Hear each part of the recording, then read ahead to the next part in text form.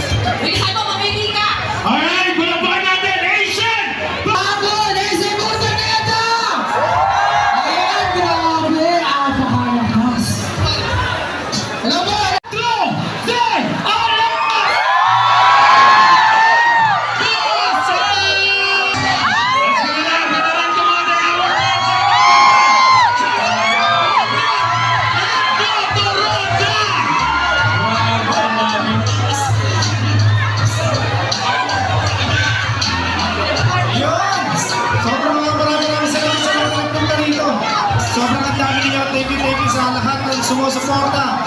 So, gusto ko muna marinig. Sino gusto